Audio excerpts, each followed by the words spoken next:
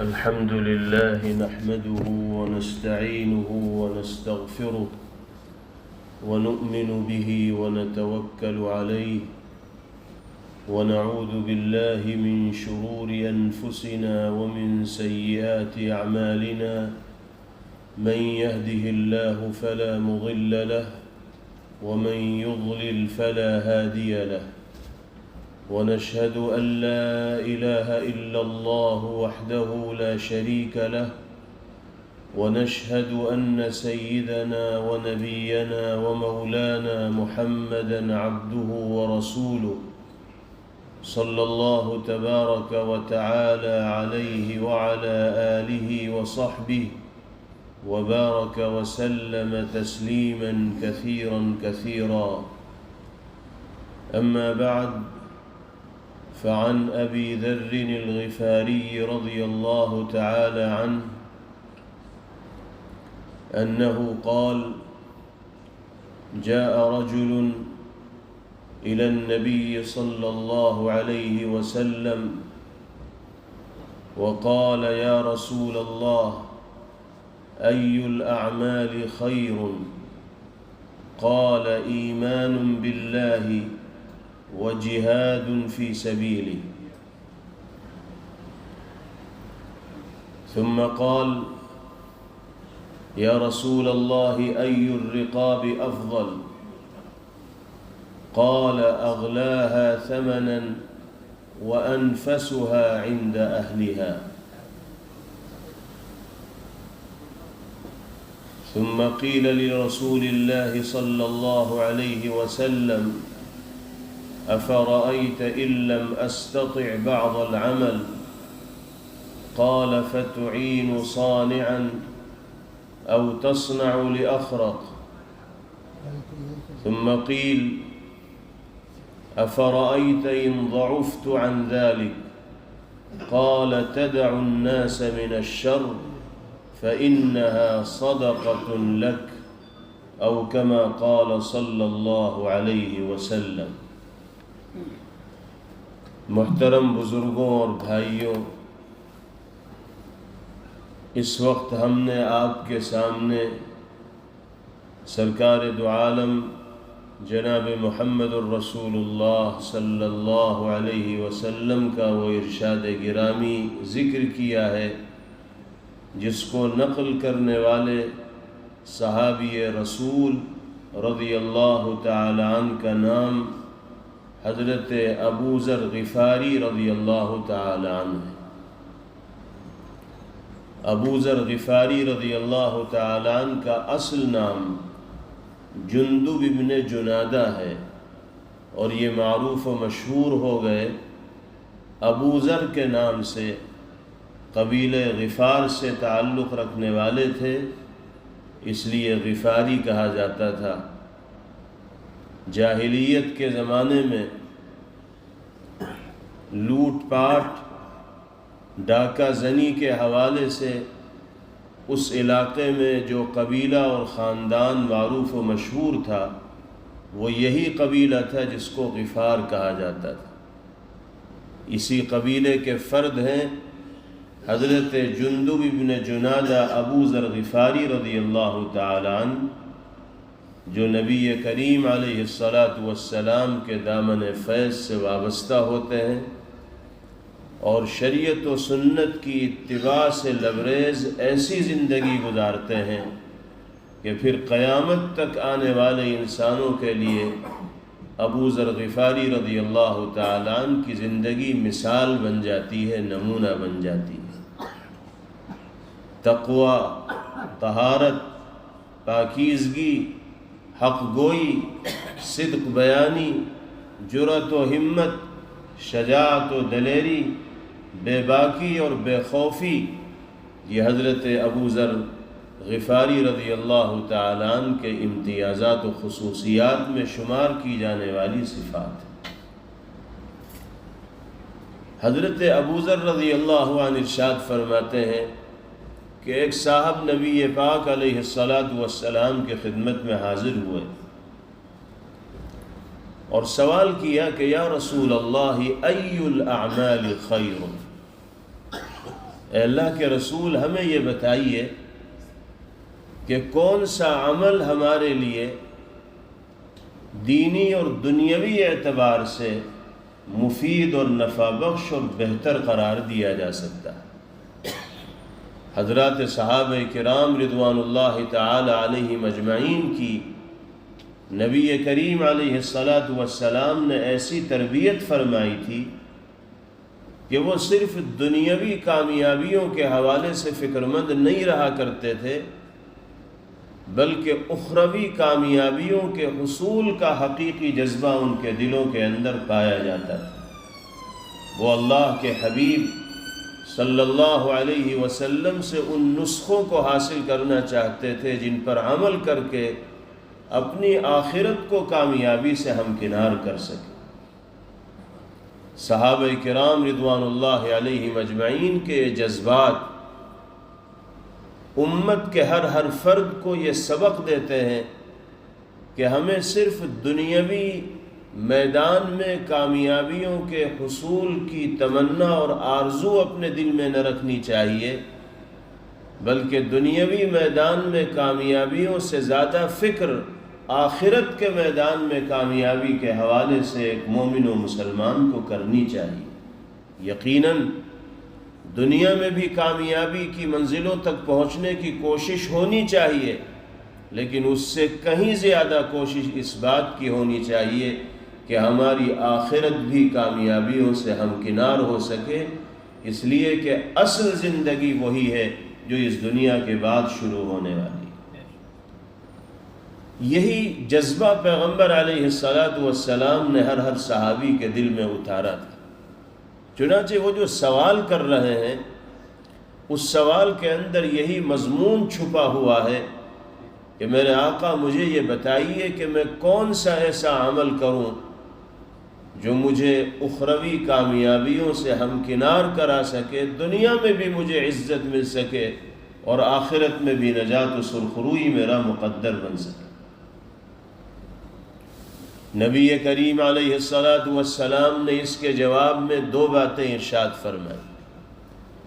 فرمایا ایمان باللہ و جہاد فی سبیلی، اگر سب سے بہترین عمل کرنا چاہتے ہو تو جانتے ہو وہ کیا ہے؟ نمبر 1، اللہ کی ذات و صفات پر ایسا ایمان لاؤ جیسا ایمان لانے کا حق ہے۔ رسمی، ظاہری اور نام چارے کے مسلمان مت بنو، بلکہ حقیقی، مخلص اور سچے مومن و مسلمان بن کر دنیا کے اندر زندگی گزارو۔ محض زبان سے اللہ کی بندگی کا اظہار کر لینا، محض زبان سے اللہ کو معبود و مسجود تسلیم کر لینا اور پھر اللہ کی مرضیات کے مطابق عمل نہ کرنا، اللہ پاک کی ہدایات و احکام کے مطابق زندگی نہ گزارنا، یہ ایمان کامل کی علامت اور نشانی نہیں ہے۔ ہم اگر مومن و مسلمان ہیں اور فخر کے ساتھ اپنے آپ کو مومن و مسلمان کہتے ہیں تو ہماری زندگی اسلامی تعلیمات کا آئینہ دار ہونی چاہیے۔ ہماری زبان سے، ہمارے کردار سے، ہمارے اعمال سے یہ ظاہر ہونا چاہیے کہ واقعتاً ہم قرآن کو ماننے والے اور نبی پاک علیہ السلام سے محبت و عقیدت کا جذبہ اپنے دل کے اندر رکھنے والے۔ آپ جانتے ہیں نبی کریم علیہ السلام نے مومن کی شناخت اور پہچان کیا بیان فرمائی؟ ارشاد فرمایا المؤمن من امنہ الناس علی دمائہم و اموالہم، حقیقی اور اصل مومن و مسلمان وہ ہے کہ جس کی ذات سے نہ کسی دوسرے کو جانی نقصان پہنچنے کا اندیشہ ہو اور نہ مالی نقصان پہنچنے کا خطرہ ہو۔ یہ ہے مومن کی ڈیفینیشن، مومن کی تعریف اور مومن کی علامت اور نشانی کہ اس کے وجود سے نہ کسی کو جانی نقصان کا خطرہ ہو اور نہ کسی کو مالی نقصان کا اندیشہ ہو۔ یعنی ہم اور آپ دوسروں کی جان کے محافظ بن کر دنیا میں زندگی گزاریں، عزت و آبرو کے محافظ بن کر دنیا میں زندگی گزاریں، اور کسی کو کسی ایسی پریشانی سے دوچار نہ ہونے دیں جو اس کی جان و مال کے لیے خطرہ بنتی۔ ایسا ایمان اگر ہماری زندگی میں آئے گا تو ہم بہترین عمل انجام دینے والے اللہ کی نگاہ میں قرار دیے جائیں۔ یہ پہلی چیز آپ نے بیان فرمائی۔ دوسرے نمبر پر ارشاد فرمایا وَجِهَادٌ فِي سَبِيلِ۔ تم بہترین عمل جاننا چاہتے ہو؟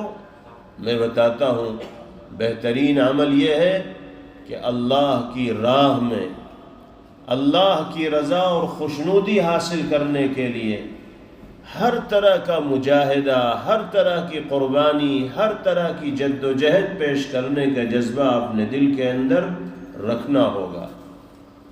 یہ جذبہ اپنے دل کے اندر پیدا کرنا ہوگا کہ دین کی خاطر جان کی قربانی پیش کرنی ہوگی، تو ہنستے ہوئے اپنے آپ کو بازی پر لگا دیں گے۔ دین کی خاطر مال کی قربانی پیش کرنے کی ضرورت پیش آئے گی تو پیچھے نہیں ہٹیں گے۔ عزت و آبرو کا سودا کرنے کی ضرورت پیش آئے گی تو پیچھے نہیں ہٹیں گے۔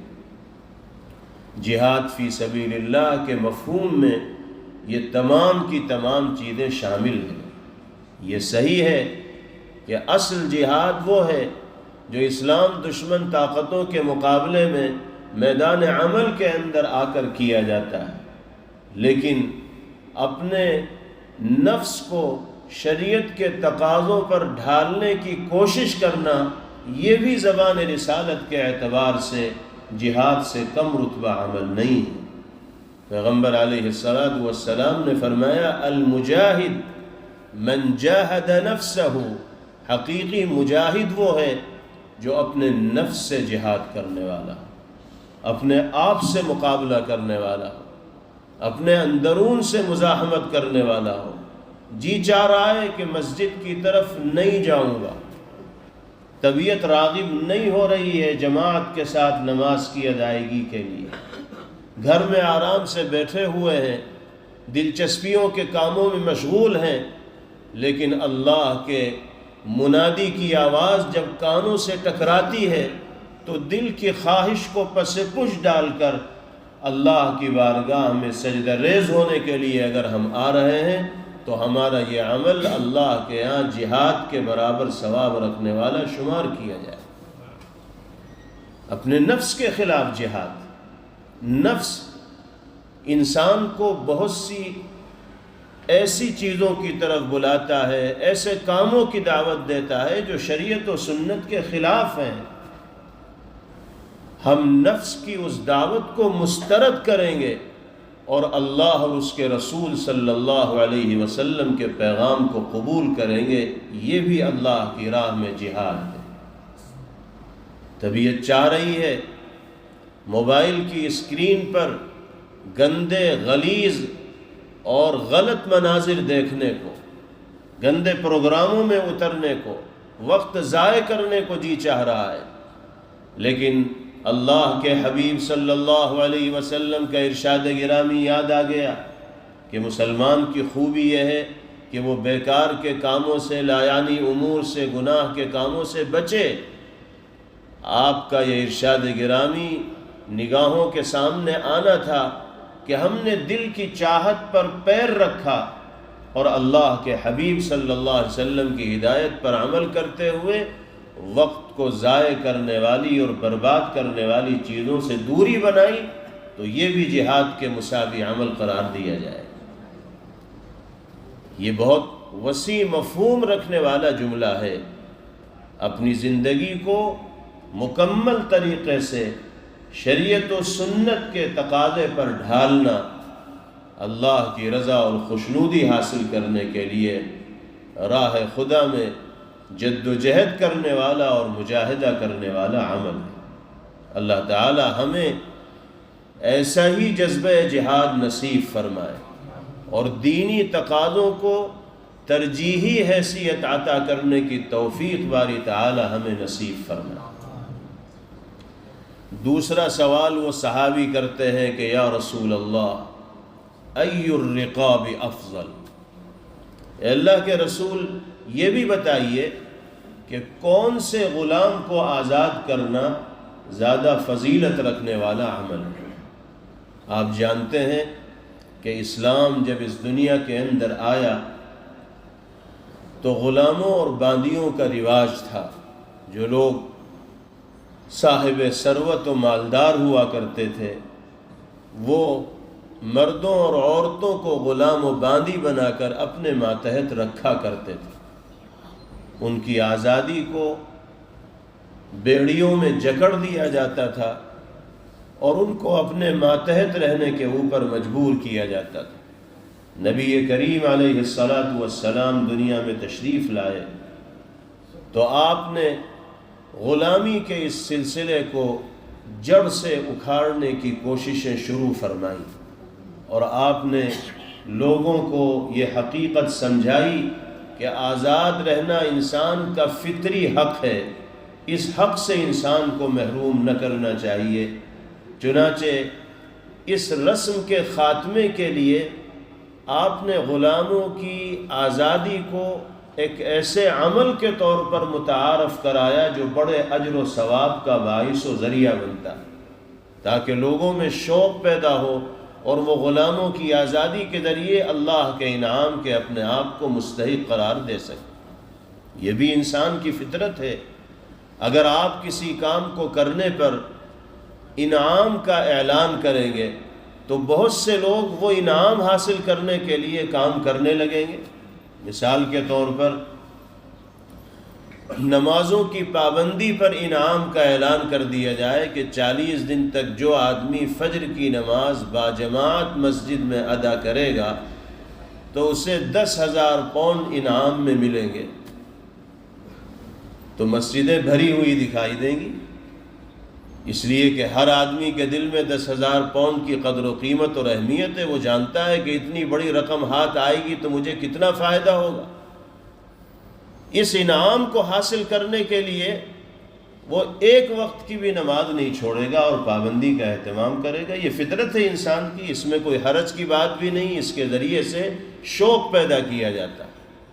نبی کریم علیہ السلام نے بھی اسی طرح لوگوں کو اس جانب متوجہ کیا کہ وہ غلاموں اور باندیوں کو آزاد کریں، اور آزادی پر اللہ کی جانب سے انعامات کا اعلان کیا گیا۔ یہ اسی اعلان کا نتیجہ ہے کہ وہ صحابی آپ کی خدمت میں حاضر ہو کر یہ سوال کرتے ہیں کہ اللہ کے رسول، غلاموں کو آزاد کرنا فضیلت رکھنے والا عمل ہے، لیکن مجھے یہ بتائیے کہ غلام تو بہت طرح کے ہوتے ہیں، کیونکہ غلام اور باندی انسان ہی تو ہوتے ہیں۔ جیسے انسانوں میں صلاحیتوں کے اعتبار سے، رنگ و روپ کے اعتبار سے، مزاج کے اعتبار سے فرق ہوتا ہے، ایسے ہی غلاموں اور باندیوں میں بھی صلاحیتوں کے اعتبار سے اور مزاج کے اعتبار سے فرق ہے۔ کون سے غلام کو آزاد کرنا سب سے زیادہ فضیلت رکھنے والا عمل ہو؟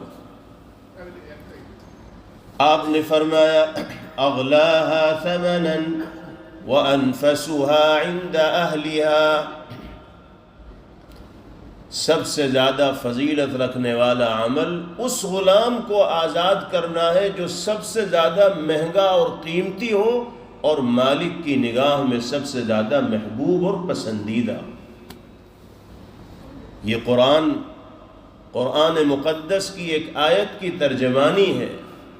قرآن پاک کا 4تھا پارہ اسی آیت مبارکہ سے شروع ہوتا ہے۔ لن تنالوا البر حتى تنفقوا مما تحبون۔ اللہ پاک ارشاد فرماتے ہیں کہ تم نیکیوں کو اس وقت تک حاصل نہیں کر سکتے جب تک کہ اپنی محبوب اور پسندیدہ چیزوں کو راہ خدا میں خرچ کرنے والے نہ بن جاؤ۔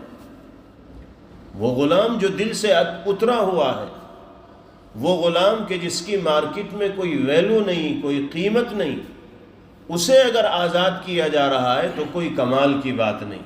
اگرچہ یہ عمل بھی فضیلت رکھنے والا ہے مگر اس میں کوئی کمال نہیں، اس لیے کہ ایسے غلام کو آدمی رکھنا ہی نہیں چاہتا۔ کمال یہ ہے کہ جس غلام سے قلبی مناسبت پائی جاتی ہے، جو غلام ہمارے دل کے اندر گھر کیے ہوئے ہیں اپنی صلاحیتوں کی وجہ سے، خدمات کی وجہ سے، ایسے غلام کو اللہ کی رضا کے لیے آزاد کر دیں، جس کی قیمت بھی بہت ہو اور مالک کی نگاہ میں وہ پسندیدہ بھی ہو۔ تیسرا سوال وہ صحابی فرماتے ہیں، افرأیت یا رسول اللہ ان لم استطع بعض العمل، اے اللہ کے رسول، آپ سلسلے وار اچھے اعمال ذکر فرما رہے ہیں۔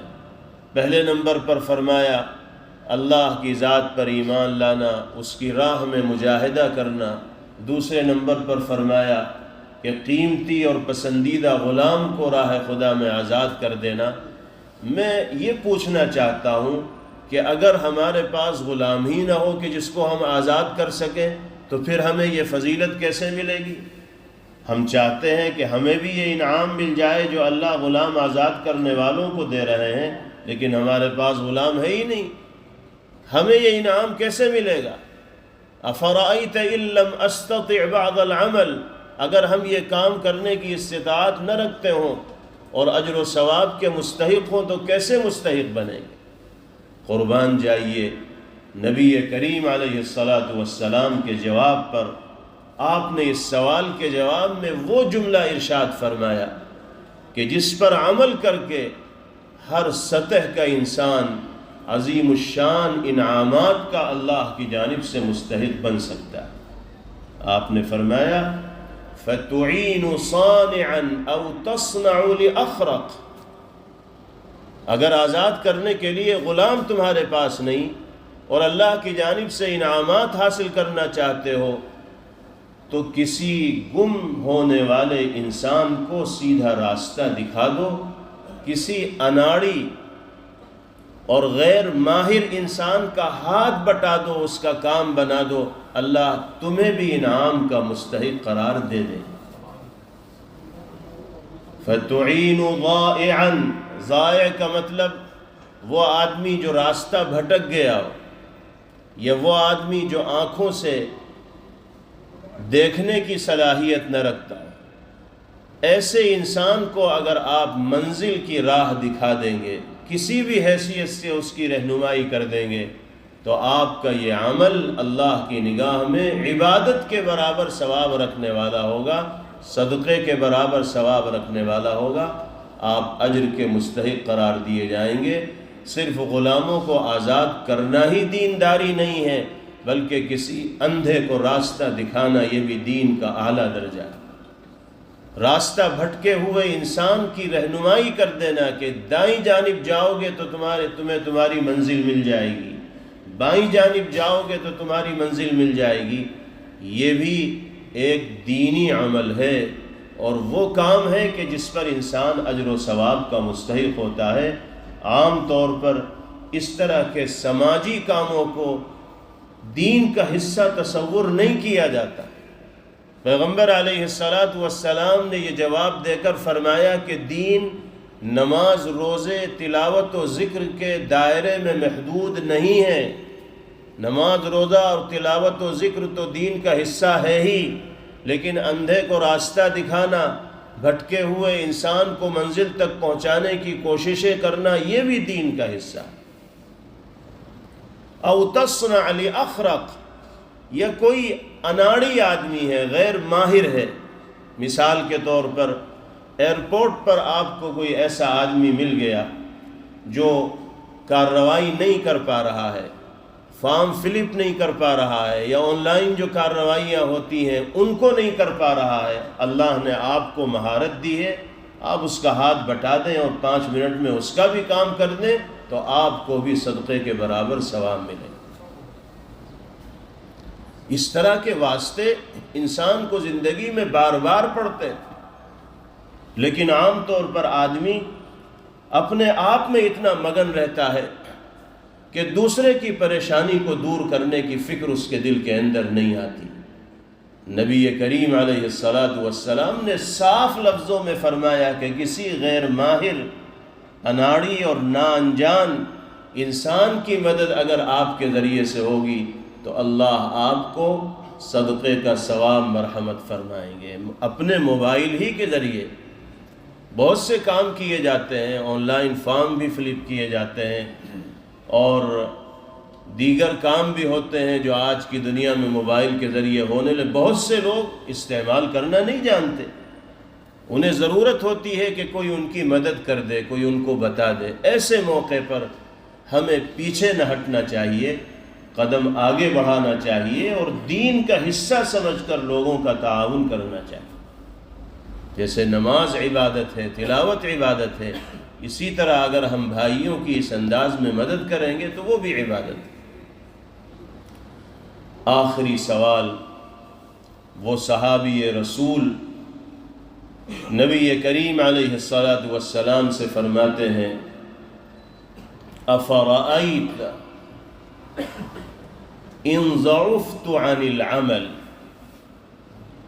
اے اللہ کے رسول یہ بتائیے کہ اگر میں کسی کی مدد کرنے کی بھی صلاحیت نہ رکھتا ہوں،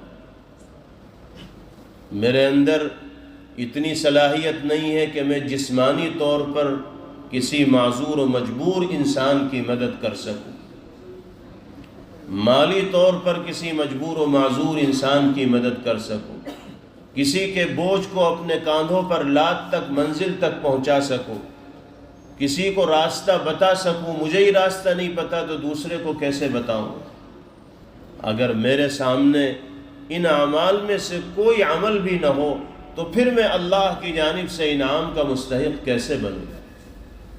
میں محروم نہیں ہونا چاہتا، میں بھی اللہ کی جانب سے انعامات کو وصول کرنا چاہتا ہوں۔ اس کے جواب میں جو جملہ نبی کریم علیہ السلام نے فرمایا وہ ہر انسان کو، بالخصوص ہر ایمان والے کو، اپنے دل کی تختی پر ہمہ وقت لکھے رہنا چاہیے اور ذہن میں اس کو یاد رکھنا چاہیے۔ فرمایا تدع الناس من الشر فإنها صدقة لك، اگر تم غلام آزاد نہیں کر سکتے، اگر تم کسی کی جسمانی یا مالی مدد نہیں کر سکتے، کسی کا بوجھ اپنے کاندھوں پر نہیں اٹھا سکتے، کسی کو راستہ نہیں دکھا سکتے، کسی کو منزل تک نہیں پہنچا سکتے، اور اللہ کی جانب سے انعامات کے مستحق بننا چاہتے ہو تو تمہیں ایک کام کرنا ہو۔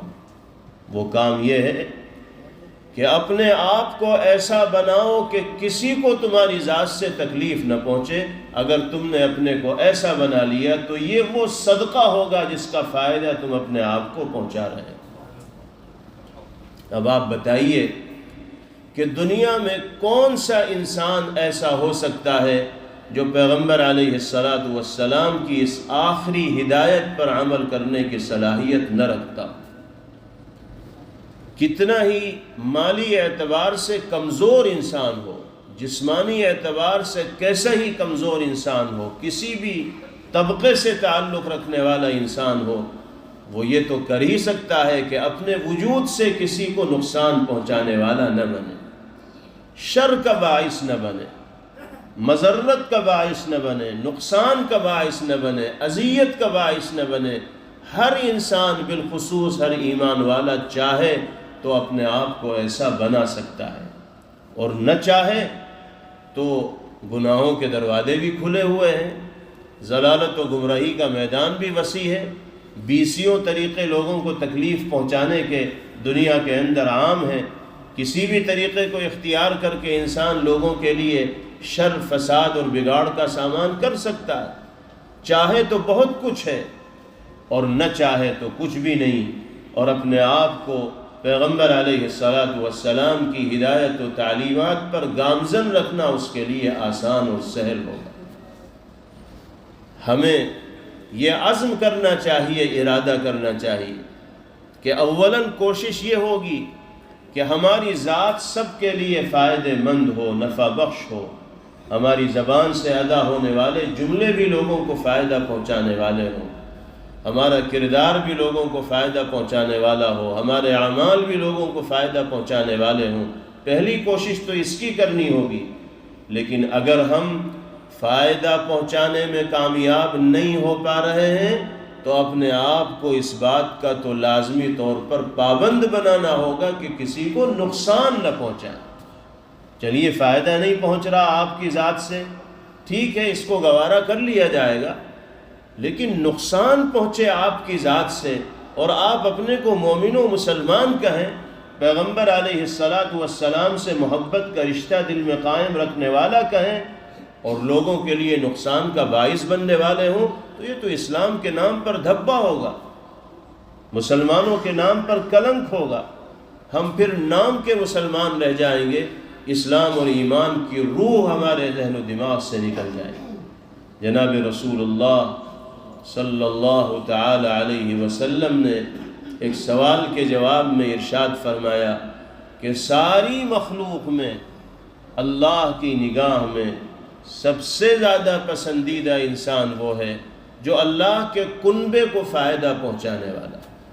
احب الخلق الی اللہ انفعہم لعیالہ، مخلوقات الہیہ میں سب سے زیادہ پسندیدہ مخلوق، انسانوں میں سب سے زیادہ پسندیدہ انسان اللہ کی نگاہ میں وہ ہے جو اللہ کے کنبے کے لیے، انسانوں کے لیے، جانوروں کے لیے، دنیا میں موجود تمام چیزوں کے لیے نفع کا باعث و ذریعہ ہو، کسی کو اس کی ذات سے نقصان کا اور ضرر کا اندیشہ نہ ہو۔